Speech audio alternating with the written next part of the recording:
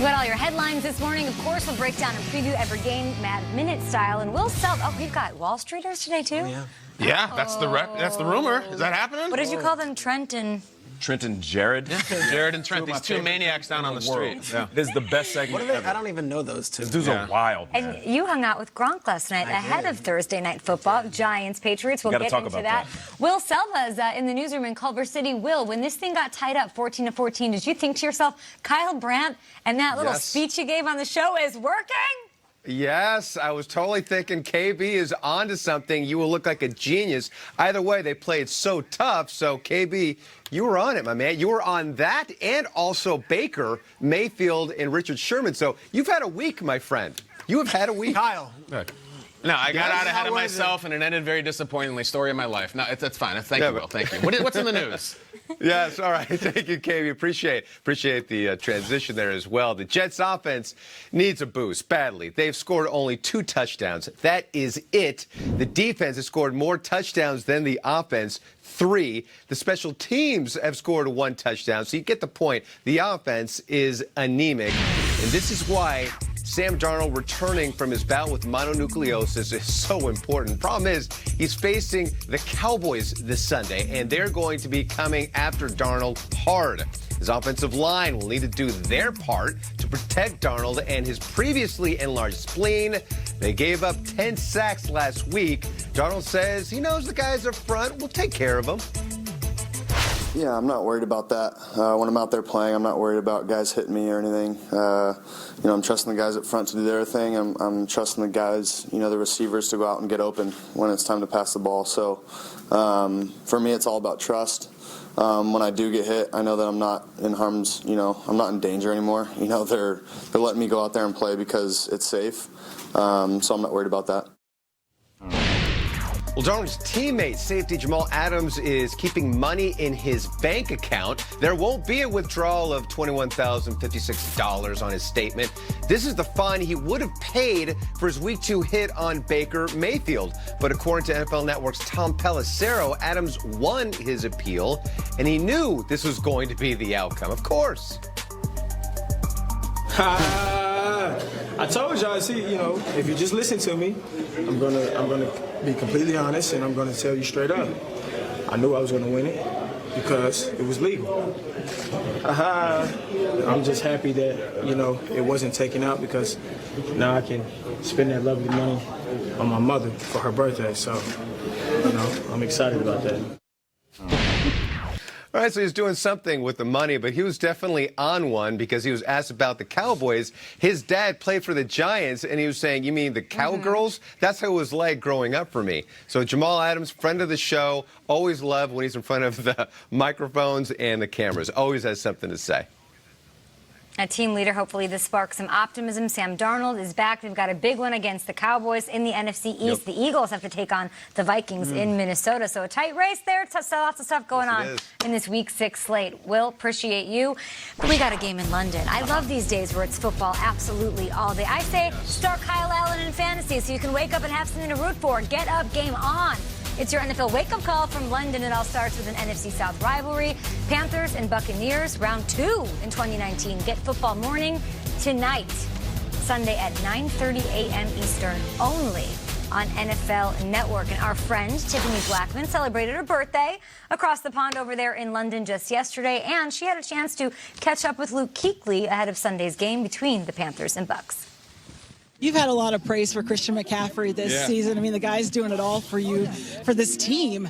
Does he deserve to be MVP this year? Hey, he's on that track right now. He's done a great job. If we're voting now, I'm voting for him, obviously. But his ability to be consistent is been amazing. Consistent every game.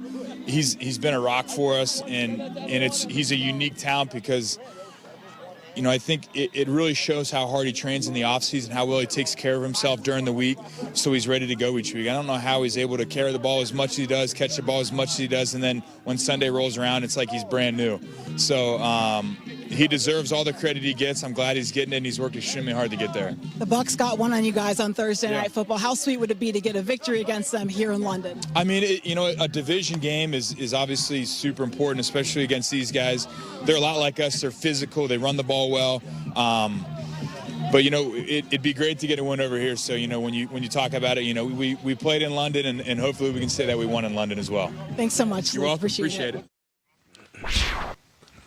Luke Kuechly with some kind words for his teammate there. Thank you so much, Tiffany Blackman, doing great work out there ahead of this one in London. So this is good news for the Panthers and the fans in London that they get to see this star, Christian McCaffrey, as a full participant in practice Thursday, despite battling a back injury. He sat out of practice, of course, Wednesday. And it is worth noting he did have just 53 scrimmage yards when these two teams met in Week 2. This Tampa Bay run defense is no joke.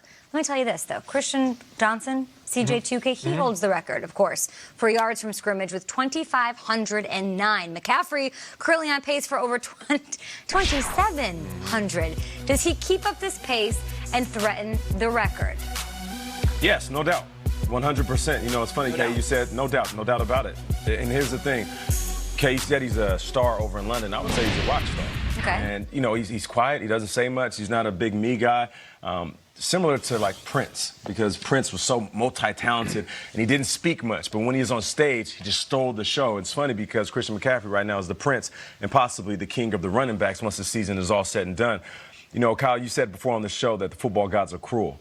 And they are, but they reward us in ways that we don't see. Cam Newton goes down, right? He's been banged up for a couple of years now.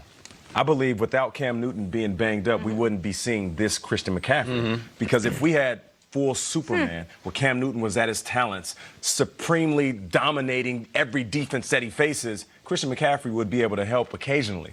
But since he's not there, Christian McCaffrey has to shoulder the workload, and by that, he's given us everything. Full four-down back, catch out the backfield, running between the tackles.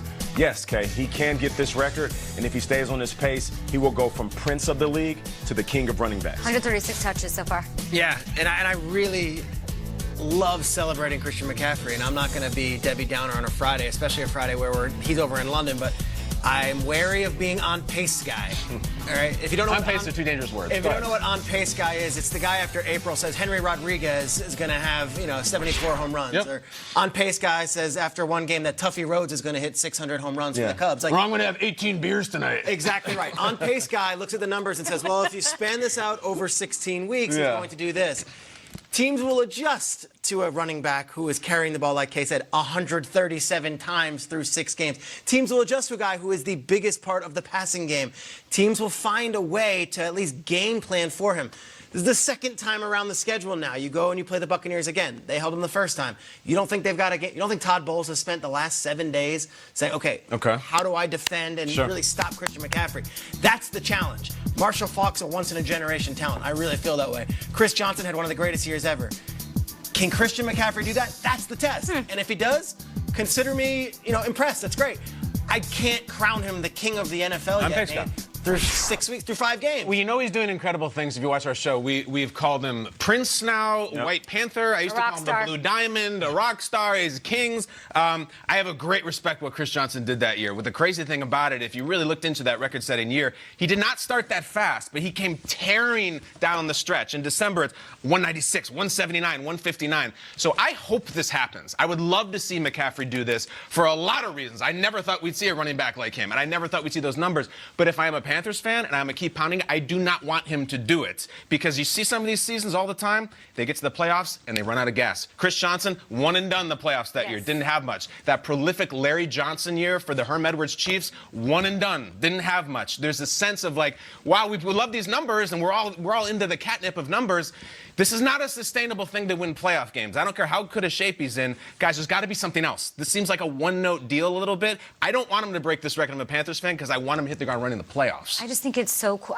Can we name a player that is playing better football than Christian McCaffrey right now? Not Odell, is he playing better football, though? And every play, must see? I don't know. I would argue Christian McCaffrey Michael Thomas is a little bit more exciting, a little bit more of a rock star, like what you're saying. Maybe more exciting, He is, to me, the star of the NFL in the 2019 season. How cool is it that he's in London for those fans, those international fans? We've had some great players playing over here, but literally the best player in the NFL right now is playing there against the Bucs. Morning football. Let's go. 9:30 on NFL Network, only on NFL Network. Hotspur. Panthers round 2, Tottenham. at the Hotspur Stadium.